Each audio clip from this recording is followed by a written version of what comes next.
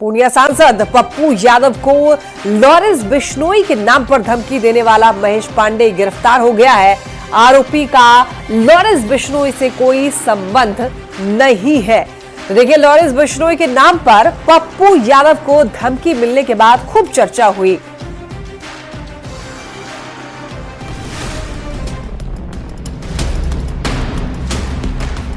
जिस लॉरेंस बिश्नोई के नाम पर पूर्णिया के सांसद पप्पू यादव को धमकी दी गई, जिस धमकी के बाद नेताओं की सुरक्षा पर सवाल उठने लगे, जिस धमकी भरे कॉल के बाद सांसद पप्पू यादव ने अपनी सुरक्षा को वाई श्रेणी से बढ़ाकर जेड श्रेणी की करने की मांग कर डाली, वो धमकी भरा कॉल दिल्ली के महेश पांडे ने की थी और उसका लॉरेंस बिश्नोई से कोई संबंध नहीं है।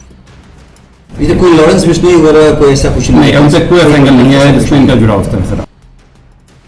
चेहरे पर काला नकाब ओढ़े यही वो महेश पांडे है जिसे पुलिस ने दिल्ली से गिरफ्तार किया है। वो मोबाइल और सिम कार्ड भी बरामद कर लिया गया है, जिस दुबई के नंबर से लॉरेंस बिश्नोई के नाम पर महेश पांडे ने पप्पू यादव को धमकी दी थी।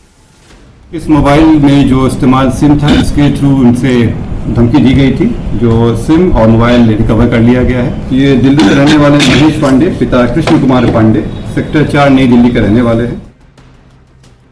आपको बता दें कि बाबा सिद्दीकी की हत्या के बाद पप्पू यादव ने लॉरेंस बिश्नोई गैंग को लेकर कुछ बयान दिया था, जिसके बाद पप्पू यादव को धमकी मिली। कई नंबरों से फोन कर पप्पू यादव को धमकी दी गई, जिसका एक ऑडियो खुद पप्पू यादव ने जारी किया था।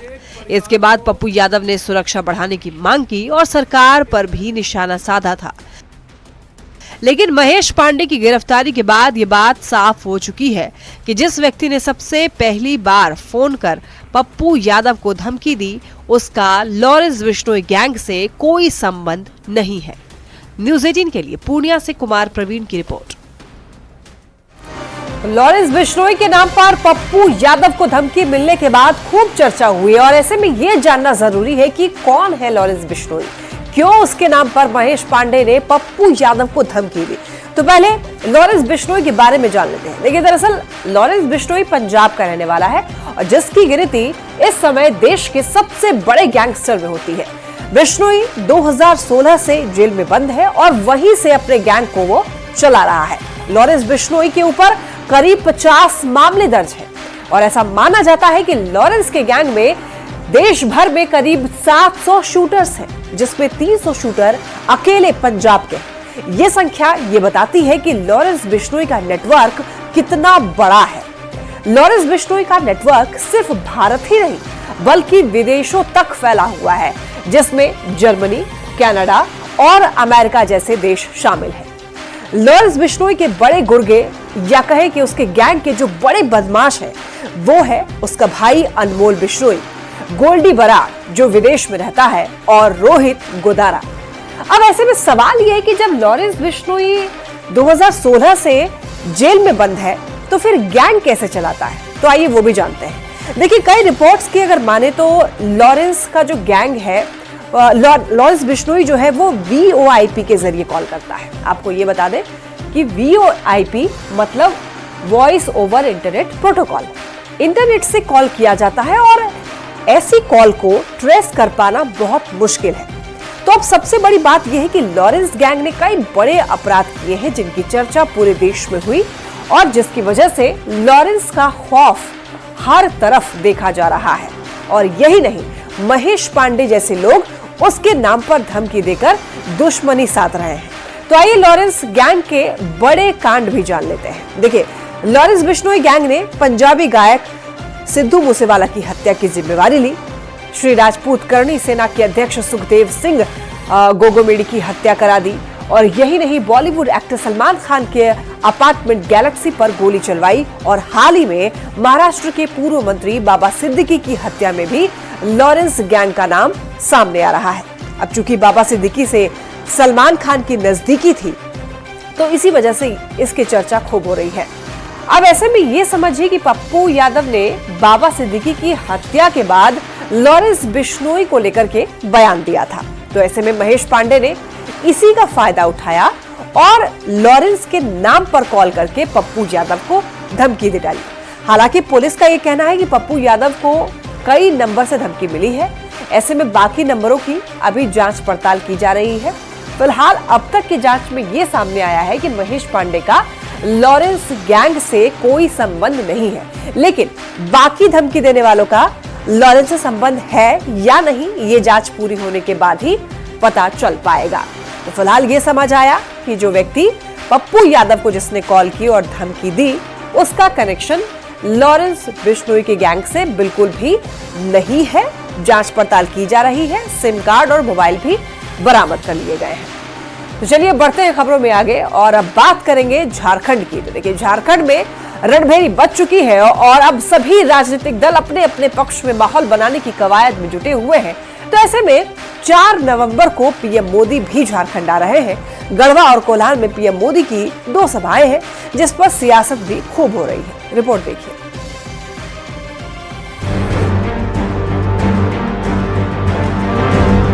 झारखंड बीजेपी का जोश हाई है, क्योंकि प्रधानमंत्री मोदी के झारखंड आने की खबर आई है। प्रधानमंत्री मोदी 4 नवंबर को गढ़वा और कोल्हान में दहाड़ेंगे और उनके निशाने पर एक बार फिर जेएमएम सरकार होगी।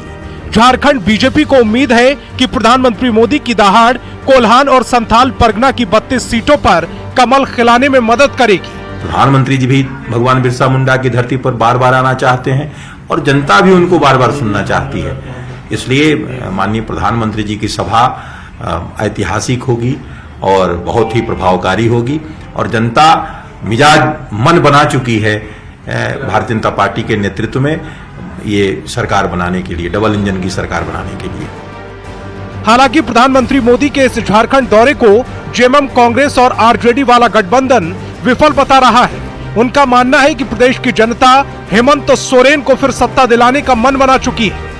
तो हम समझते हैं कि इस सब का कोई प्रभाव नहीं पड़ना है और इस राज्य की जनता मन बना चुकी है और इस बार भारतीय जनता पार्टी या यूं कहें एनडीए की स्थिति और बदतर होगी। झारखंड में भाजपा को जनता नकार चुकी है। वो केंद्र सरकार के दिखाए हुए काम हो या यहाँ पे जब भी मौका मिला है भाजपा को, तो वो तो या तो दंगे कराई है। रघुवर दास के सरकार में मॉब लिंचिंग और भी कई तरह की ऐसी घटनाएं घटी।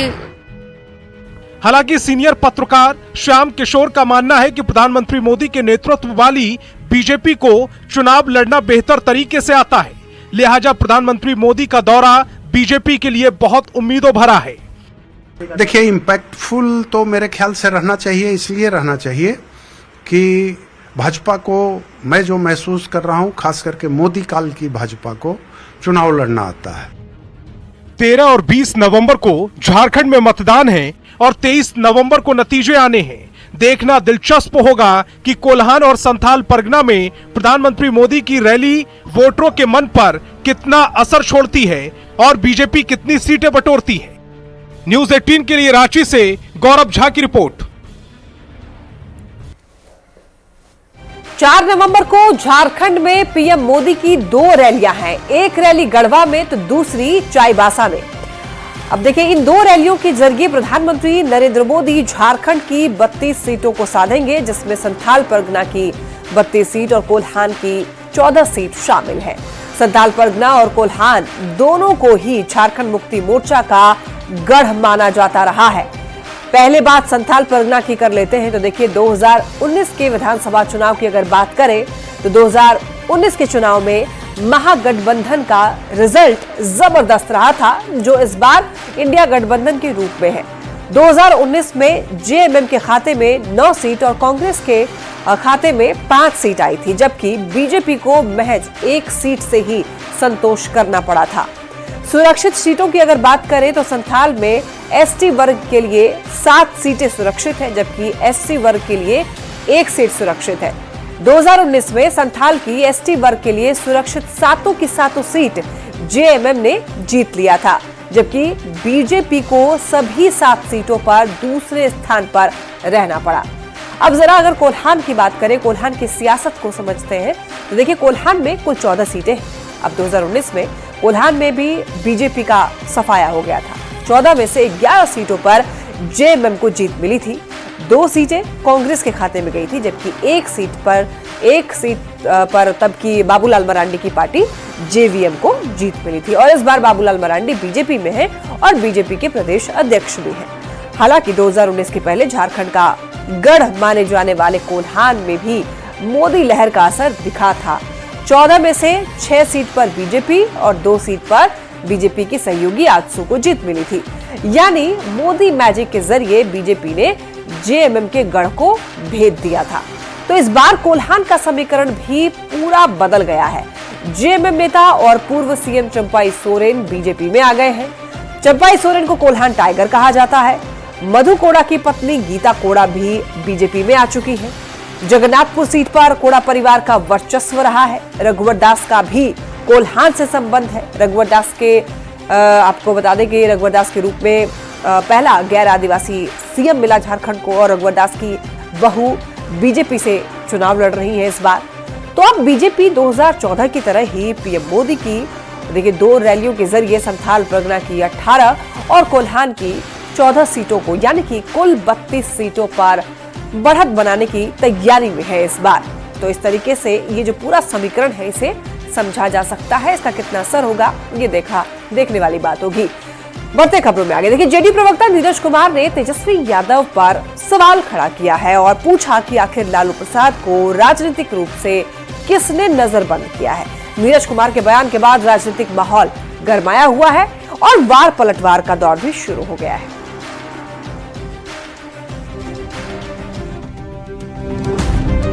आखिर किसने लालू प्रसाद जी को राजनीतिक रूप से नजरबंद कर डाला है? क्या लालू प्रसाद को राजनीतिक रूप से नजरबंद किया गया है? ये हम नहीं कह रहे, ऐसा सवाल पूछा है जेडीयू प्रवक्ता नीरज कुमार ने, वो भी तेजस्वी यादव से। नीरज कुमार कहते हैं कि लालू प्रसाद पटना में घूमते हुए दिखाई पड़ते हैं, मरीन ड्राइव जाते हैं, लेकिन चुनाव में कहीं नहीं दिखते। आखिर लालू प्रसाद को राजनीतिक रूप से किसने नजरबंद किया है? आखिर किसने लालू प्रसाद जी को राजनीतिक रूप से नजरबंद कर डाला है? इस तथ्य का जरूर खुलासा होना चाहिए। नीरज कुमार के इस आरोप के बाद बिहार की सियासत गर्माती दिख रही है। आरजेडी ने जेडीयू के आरोप पर कड़ा पलटवार किया। आपको स्पष्ट करना चाहिए कि नीतीश जी को सार्वजनिक सभाओं में क्यों नहीं बोलने दिया जाता है, नीतीश जी को प्रेस से मिलने क्यों नहीं दिया जाता है। तो बीजेपी ने जेडीयू के आरोप का समर्थन किया है। तेजस्वी यादव को बताना चाहिए कि लालू जी को कहां नजरबंद कर रखा है, क्योंकि पटना में उनके तो अनगिनत बेनामी ठिकाने हैं। आपको बता दें, बिहार में 4 सीट पर उपचुनाव हो रहा है और झारखंड में विधानसभा का चुनाव भी चल रहा है। बिहार के उपचुनाव और झारखंड के विधानसभा चुनाव में आरजेडी ने अपने अध्यक्ष लालू प्रसाद को स्टार प्रचारक बनाया है, लेकिन लालू प्रसाद न तो बिहार में कहीं चुनाव प्रचार में गए और न ही अब तक झारखंड ही गए, जिसे लेकर नीरज कुमार ने सवाल खड़े किए हैं और सियासी माहौल गर्म हो गया है। न्यूज 18 के लिए पटना से रवि एस नारायण के साथ ब्यूरो रिपोर्ट। नजरबंद के आरोप वाली सियासत को भी समझिए। देखिए, बिहार में 4 सीट पर उपचुनाव है और झारखंड में विधानसभा का चुनाव है। तो आरजेडी के स्टार प्रचारकों की लिस्ट भी जारी कर दी गई है बिहार और झारखंड में। आपको बता दें कि 40 स्टार प्रचारक का नाम जो है वो जारी किया गया है। तो स्टार प्रचारक की लिस्ट में लालू प्रसाद का नाम भी शामिल है, लेकिन लालू प्रसाद प्रचार में कहीं नहीं दिखे।